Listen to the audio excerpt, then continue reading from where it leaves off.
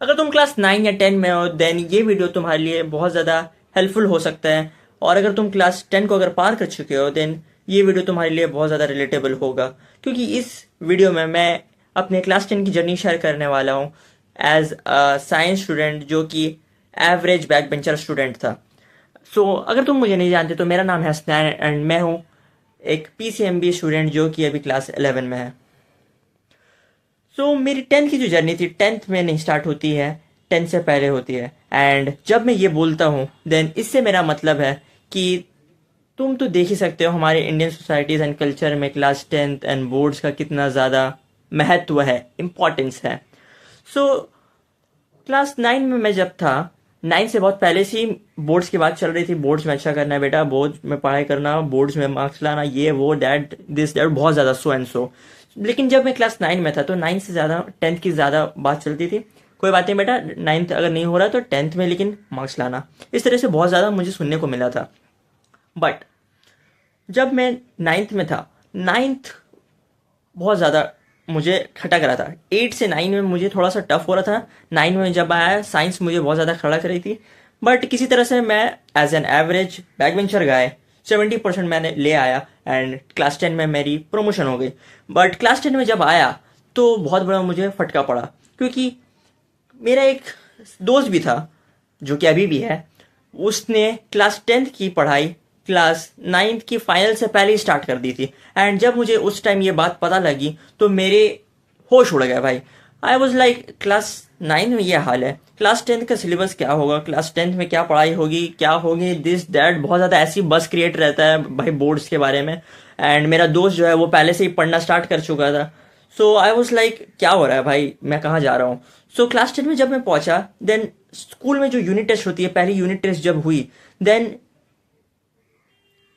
आई got ridiculous marks. मतलब मैं pass हो गया था यूनिट टेस्ट में, बट मेरे मार्क्स बहुत खराब आए थे।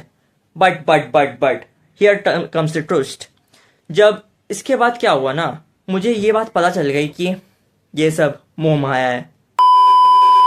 मेरा मतलब ये था कि जितना हाइप क्रिएट किया जाता है उतना हाइप था नहीं, ओवर हाइप्ड था। एंड एक्चुअली में ये बात मुझे पता लग गई थी, क्योंकि हमारे जो पेरेंट्स होते हैं, रिलेटिव्स होते हैं, नेबर के लोग होते हैं, जो सोसाइटी है एंड सोशल मीडिया है, बहुत ज़्यादा boards and class 10th 12th के बारे में बहुत ज़्यादा हाइप क्रिएट करती है। ये बात मुझे पता चल गई थी। 10th उतना हार्ड नहीं है एंड इन्होंने जितना हाइप क्रिएट किया था ना भाई, उतना में बहुत ज़्यादा क्यूरियोसिटी, एनजाइटी और ना जाने क्या क्या आ जाता है एंड दिमाग घूम जाता है। बट ये बात मुझे पता लग गई and I started to have fun, जैसा एज अ बैक बेंचर जो करता है।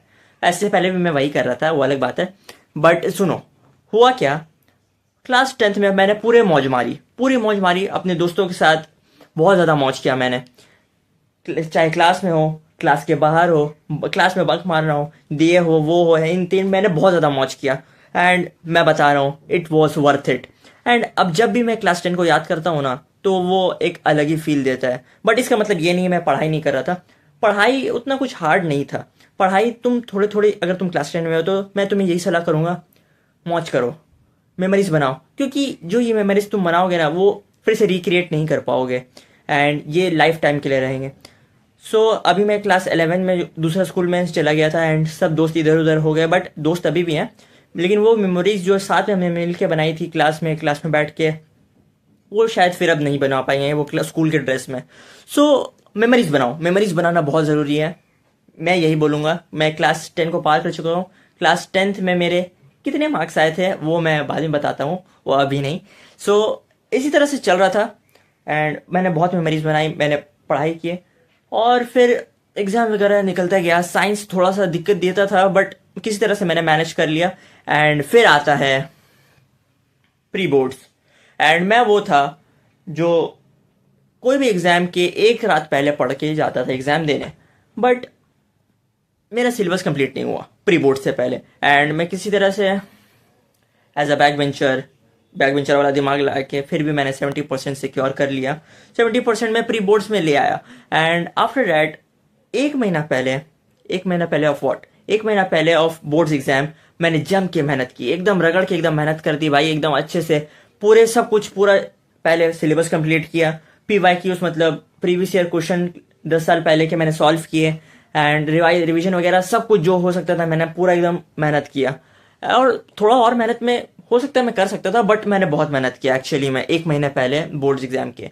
एंड जब बोर्ड फिर आता है हमारे बोर्ड एग्जाम का दिन, ओफ भाई, जो एनजाइटी हुई थी ना वो नेक्स्ट लेवल पे थी। एंड मेरे सारे दोस्तों का क्या बोलते हैं फटी पड़ी थी जब पहले एग्जाम का दिन था। मैं गया ना, सिर्फ पहले एग्जाम के दिन नहीं, पूरे 1 महीना जो एग्जाम चला ना भाई, सबके सब, सिर्फ मेरे दोस्त नहीं, सबके सब, लिटरली सबके सब, जो लेवल का भाई वहां पे लेवल सबके निकलेंगे, बट निकलेंगे उसके जो खड़ा रहेगा यहाँ पे।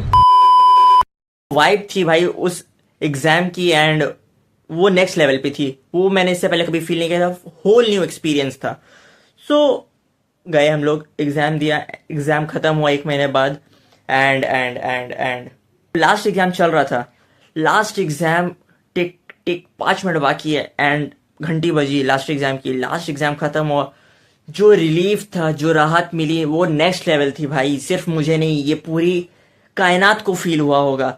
आई मीन जो जो एग्जाम दे रहे थे, बहुत ज्यादा रिलैक्स्ड फील हुआ। एंड उसके बाद जैसे ही एग्जाम खत्म हुई, बहुत मौज मारा, फिर हमने फिर से मौज मारने लग गए, एंड फुटबॉल वगैरह सब कुछ खेला। एंड फिर आता है हमारे रिजल्ट का दिन, एंड जो एंजाइटी पहले दिन पे हुई थी, एंड जो एग्जाम पूरा रुलाया था भाई, वो फिर से आया था वापस रिजल्ट वाले दिन।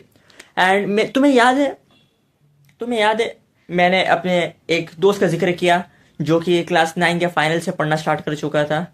उसका मार्क्स एंड मेरा मार्क्स में सिर्फ 1% का फर्क था।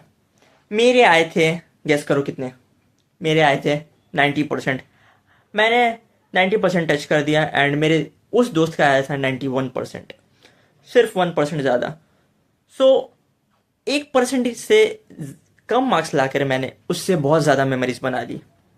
सो अब तुम डिसाइड करो, 1% ज़्यादा मार्क्स ज़्यादा अच्छा है या फिर इतनी सारी मेमोरीज बनाना। सो अगर मैं एक लाइन में पूरी अपनी क्लास 10 की जर्नी को समराइज करूं, तो it was a roller coaster ride, and I am satisfied with my class 10th, क्योंकि जो मेमोरीज मैंने बनाई है ना, वो फिर से रिक्रिएट नहीं हो सकती हैं, ये बात मुझे पता है। एंड ये लाइफ टाइम के लिए मेरे साथ रहेगी ये। और अगर तुम भी अभी क्लास 10 में हो या जाने वाले हो, देन तुम भी मेमोरीज बनाओ, भर भर के मेमोरीज बनाओ मेरे भाई, क्योंकि मेमोरीज जब तुम बनाओगे ना, वो लाइफ टाइम के लिए तुम्हारे साथ रहेंगे, एंड वो तुम याद करके तुम हंसोगे, रोगे, एंड वो होलसम मोमेंट होगा। So my class 10 was whole 10 out of 10।